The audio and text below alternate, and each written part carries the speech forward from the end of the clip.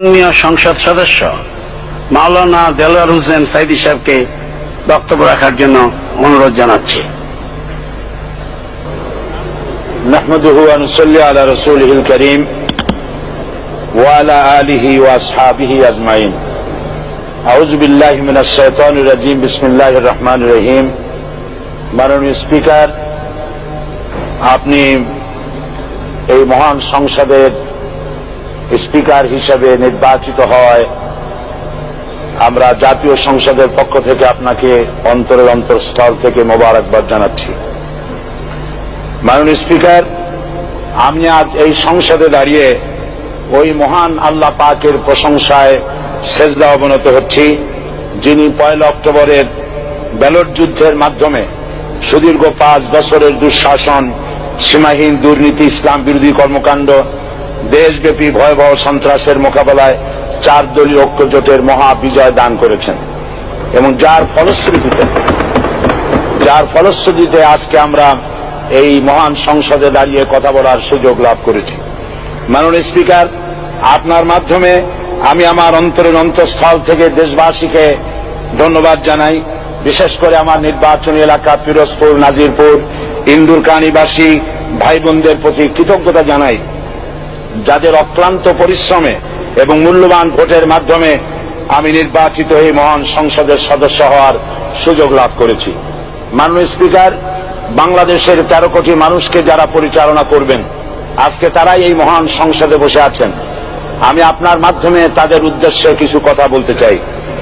জবাবদিহিমূলক সরকার, কল্যাণমূলক সরকার ও সুস্থ প্রশাসন, এই বাক্যগুলি আমরা প্রায় শুনে থাকি।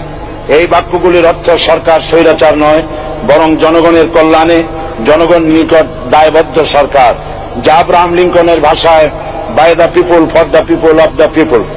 বর্তমান পৃথিবীতে মূলত গণতান্ত্রিক দেশে এখন সরকারকে বিবেচনা করা হয়। এরূপ সরকারের জনগণের সার্বভৌম ক্ষমতার উৎস হিসাবে বিবেচনা করা হয়, অর্থাৎ সংখ্যাগরিষ্ঠ প্রতিনিধিদের প্রণীত আইনই হল আইন এবং নির্বাচিত হবার পর সরকার হয়ে পড়েন সমগ্র জনগণের, আর বিরোধী দল হয় ছায়া সরকার। মাননীয় স্পিকার, সরকারকে সঠিক পথে পরিচালনার জন্য বিরোধী দলকে অপরিহার্য বিবেচনা করা হয়। বর্তমান গণতান্ত্রিক চেতনা বেশি পুরনো নয়, মানুষ মূলত রাজতান্ত্রিক স্বৈর শাসনের সাথেই বেশি পরিচিত।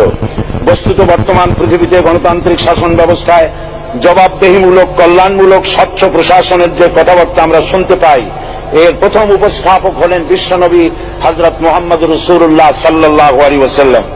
বর্তমান গণতান্ত্রিক ব্যবস্থাপনার সাথে ইসলামের মূল পার্থক্য হল সার্বভৌমত্বের ধারণা নিয়ে। ইসলামের দৃষ্টিতে সার্বভৌমত্বের মালিক জনগণ নয়, মালিক হলেন আল্লাহ রাব্বুল আলামিন। কিন্তু সরকার গঠন ও পরিচালনা জনগণের ইচ্ছার ভিত্তিতেই হতে হবে। জনগণের ইচ্ছার বিরুদ্ধে ক্ষমতায় থাকার অধিকার ইসলামের স্বীকৃত নয়।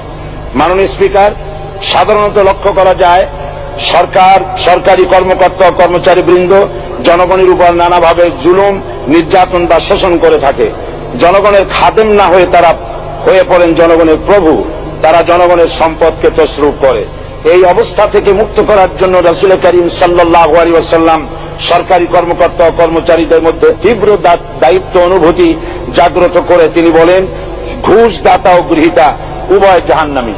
নবী করিম সাল্লাল্লাহু আলাইহি ওয়াসাল্লাম আরো বলেছেন, আমরা যদি কাউকে কোনো রাষ্ট্রীয় দায়িত্ব প্রদান করি তখন সেই ব্যক্তি তার ব্যক্তিগত কাজ যতটা নিষ্ঠা ও আন্তরিকতার সাথে পালন করে, রাষ্ট্রীয় দায়িত্ব যদি সেভাবে পালন না করে তবে কিয়ামতের দিন তাকে উল্টো করে জাহান্নামে নিক্ষেপ করা হবে।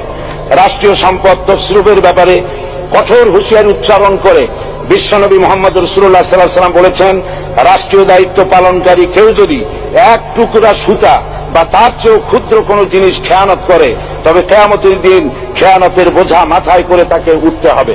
মাননীয় স্পিকার, আল্লাহ রসুল যে সরকার ব্যবস্থা প্রতিষ্ঠা করেছিলেন তা সত্যিকার অর্থে ছিল জনকল্যাণমূলক সরকার।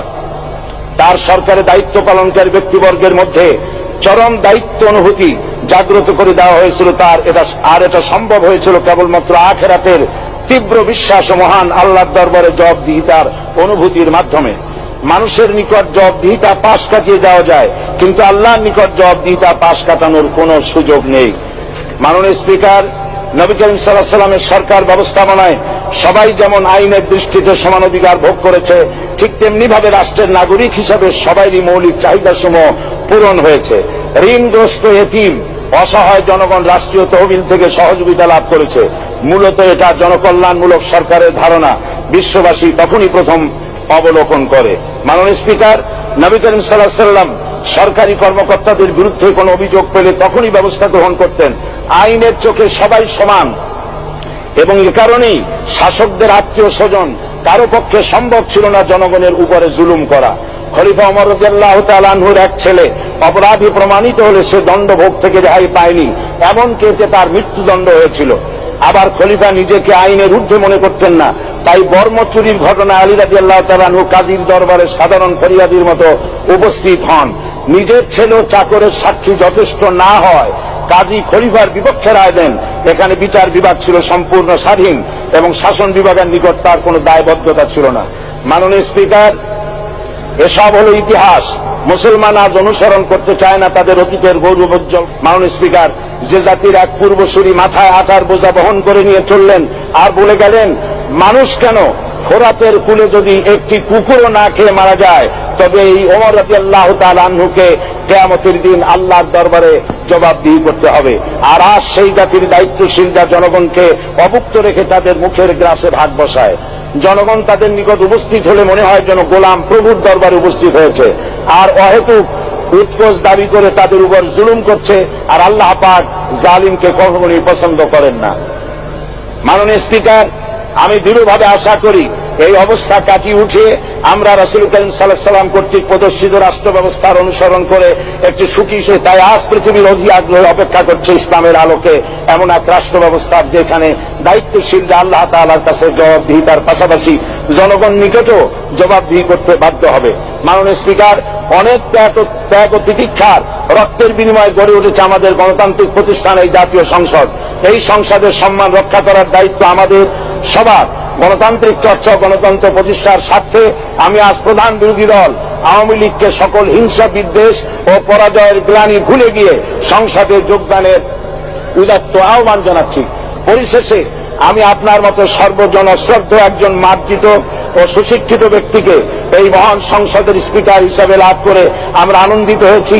আমাদের সংবিধানের সংরক্ষণ, সমর্থন ও নিরাপত্তা বিধান এবং আপনার অভিভাবক সুলভ নিরপেক্ষ আচরণ ও সংসদকে ধন্য করবে বলে আমরা বিশ্বাস করি। আপনাকে ধন্যবাদ। আসসালামু আলাইকুম ওয়া রাহমাতুল্লাহ।